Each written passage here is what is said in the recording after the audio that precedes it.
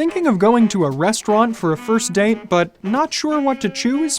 Here's how you can make a great first impression with that potential special someone.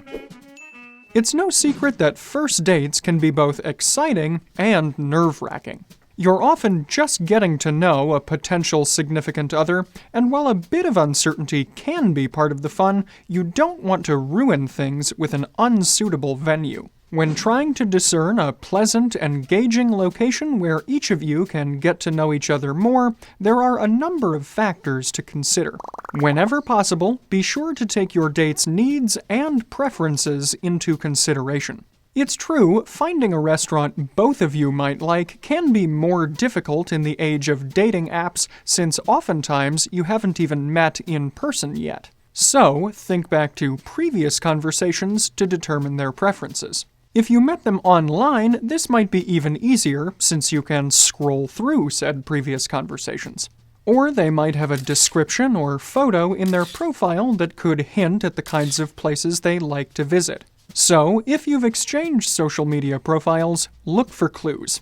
Is your date constantly sharing pictures at high-end Italian restaurants? Or did they just complete a tour of the best barbecue joints in the local area? If you aren't sure where to even begin, you could also choose a place that has a wide variety of different menu options, as well as allowances for food allergies or dietary restrictions. Speaking of which, you should also ask your date if they have any preferences or restrictions before picking a location, or if they have any particular beliefs around the consumption of alcohol. You can also offer a few different choices on where to go and see what sparks their interest. This will show that you're being considerate of their needs and desires and avoid any potential awkwardness.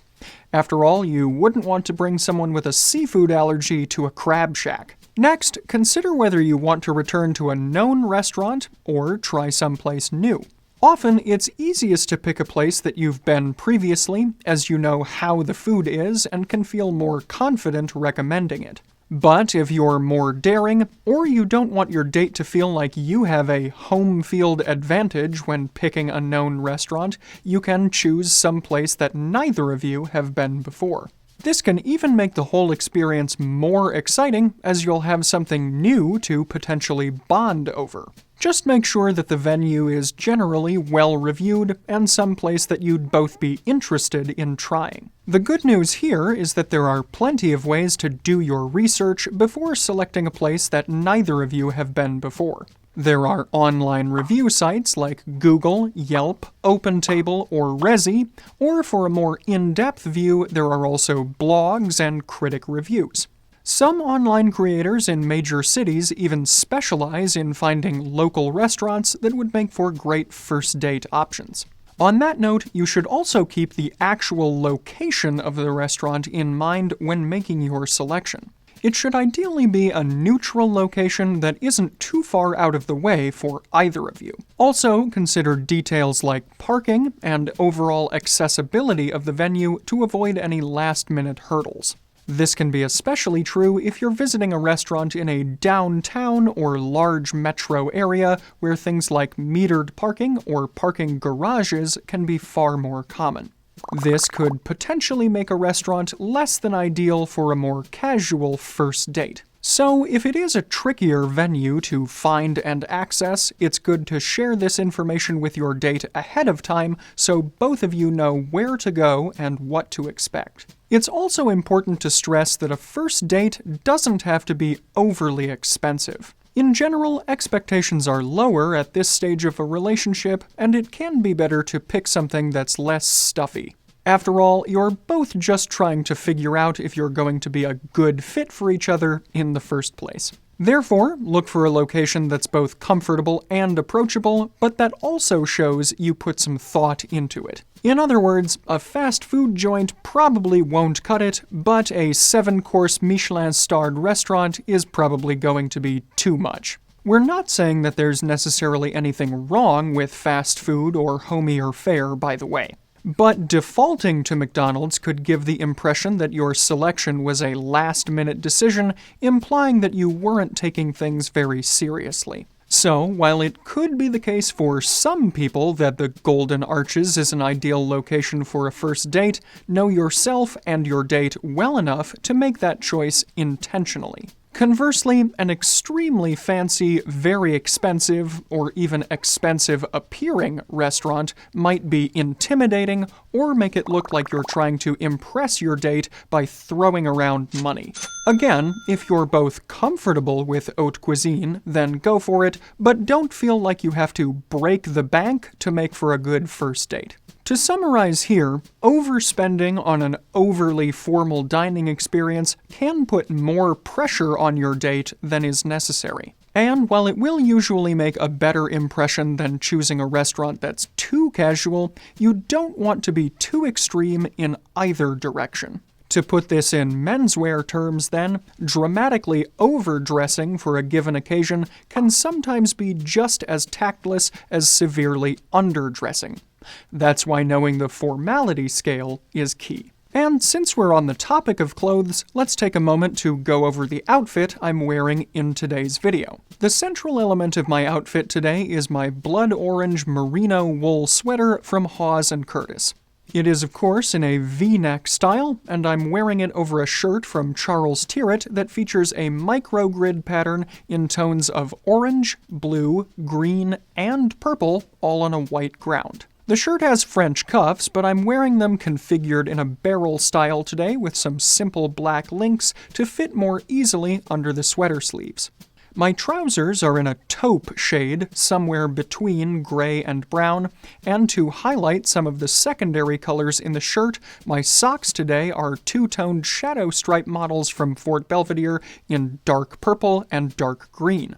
Rounding out the outfit today are my medium brown suede loafers from the brand Velasca. They're very softly constructed, almost in a moccasin or slipper style. And the fragrance I'm wearing today is Vetiver from Guerlain, which is a favorite of mine because it's fairly neutral but also clean and masculine at the same time.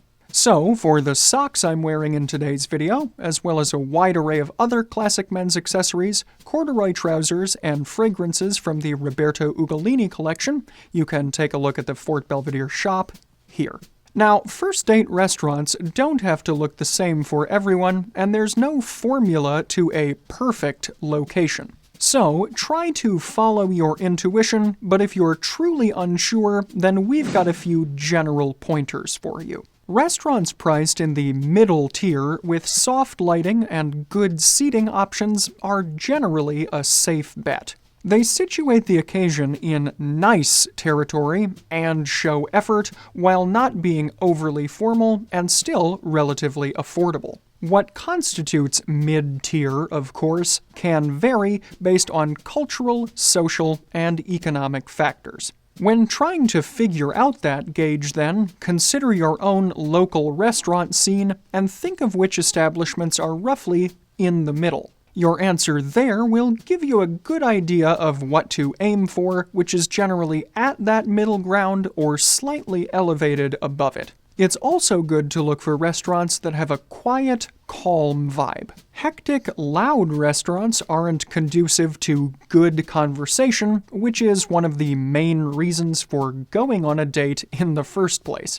Many restaurant review sites often include some information about the volume level and ambiance so you know what to expect ahead of time. And keep the actual restaurant size in mind as well. Very small, intimate restaurants could give you the feeling that everyone is listening in on your conversation. When you're in the early stages of a relationship and aren't fully comfortable with each other yet, this can add unwanted pressure and make for a less pleasant experience.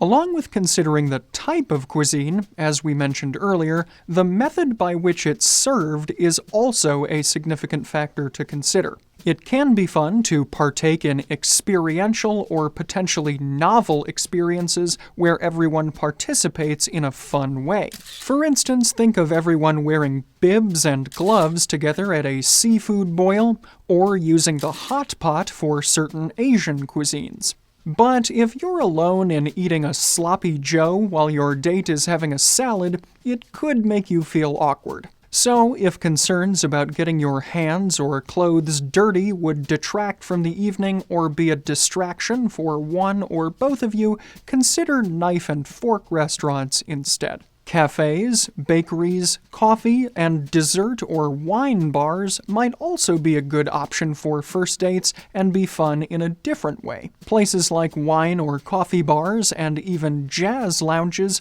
often have quiet live music that can help to set the ambiance for a romantic evening.